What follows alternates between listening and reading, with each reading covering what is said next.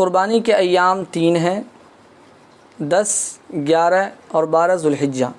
نہ تو اس سے پہلے قربانی معتبر ہے اور نہ اس کے بعد قربانی معتبر ہے۔ فتاوی ہندیہ جلد نمبر 5 صفحہ نمبر 295۔ قربانی کون سا دن افضل ہے؟ ان 3 دنوں میں سب سے افضل کون سا دن ہے؟ ان 3 دنوں میں سب سے بہتر اور افضل 10ویں ذی الحجہ کو ہے، اس کے بعد 11ویں کو اور اس کے بعد 12ویں ذی الحجہ کا درجہ ہے۔ فتاوی تاتارخانیہ جلد نمبر 17 صفحہ نمبر 416۔ رات میں قربانی کا کیا حکم ہے؟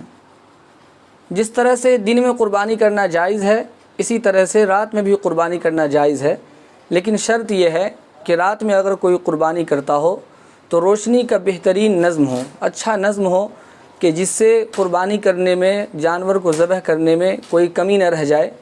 اگر روشنی کا اچھا نظم ہے تب تو رات میں قربانی بلا کراہت جائز ہے، لیکن اگر قربانی کے وقت میں، رات میں قربانی کے وقت روشنی کا اچھا نظم نہ ہو تو پھر رات میں قربانی کرنا مکروہ ہے۔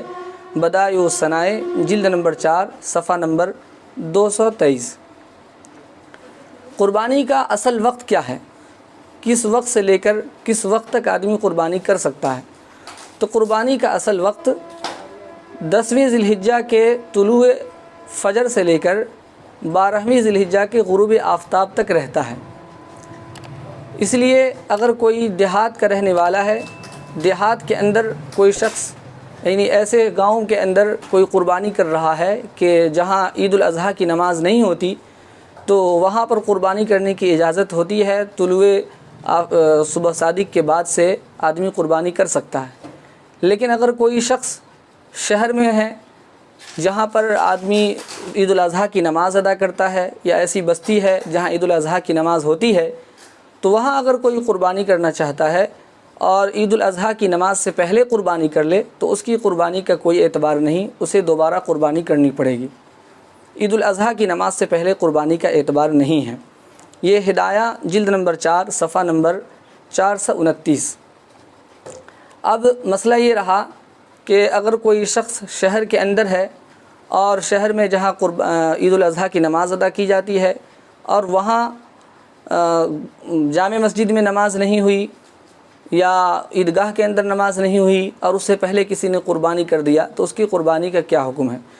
بعض لوگ سمجھتے ہیں کہ جامع مسجد میں جب تک کہ عید الاضحیٰ کی نماز نہ ہو یا عیدگاہ میں نہ ہو جب تک کہ قربانی کرنا جائز نہیں ہے۔ ایسی بات نہیں ہے۔ جس بستی میں یا جس شہر میں متعدد مقامات پر، متعدد مسجدوں میں اگر عید الاضحیٰ کی نماز ادا کی جاتی ہو تو کسی ایک جگہ پر عید الاضحیٰ کی نماز کا ہونا کافی ہے۔ اگر پوری بستی میں کوئی ایک جگہ بھی عید الاضحیٰ کی نماز ہو گئی تو پوری بستی والے کے لیے، پورے شہر والے کے لیے قربانی کا جواز ہو جاتا ہے۔ اب کوئی بھی اپنی قربانی کر سکتا ہے، حتیٰ کہ اگر گاؤں میں ایک جگہ، ایک مسجد میں عید الاضحیٰ کی نماز ہو گئی اور لوگوں نے قربانی کر دی، اور ایسے لوگوں نے قربانی کر دی کہ جنہوں نے خود ابھی نماز ادا نہیں کی، تو اس کی قربانی بھی ادا ہو جائے گی۔ تو شہر میں قربانی کے جواز کے لیے جہاں عید الاضحیٰ کی نماز ادا کی جاتی ہے، بس یہ شرط ہے کہ کوئی ایک جگہ عید الاضحیٰ کی نماز ہو جائے تو پورے شہر والے کے لیے قربانی کا جواز ہو جاتا ہے۔ بدائع الصنائع جلد نمبر 4 صفحہ نمبر 211۔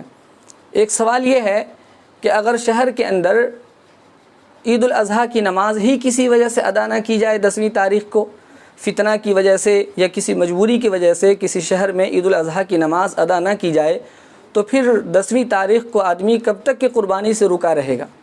تو اس سلسلے میں یہ جاننا چاہیے کہ اگر عید الاضحیٰ کی نماز 10ویں ذی الحجہ کو نہیں ادا کی گئی تو آدمی کو قربانی زوال سے پہلے تک نہیں کرنی چاہیے۔ زوال کے بعد، جب زوال کا وقت ختم ہوتا ہے تو اس کے بعد اپنی قربانی ادا کرے۔ در مختار مع الشامی جلد نمبر 9 صفحہ نمبر 386۔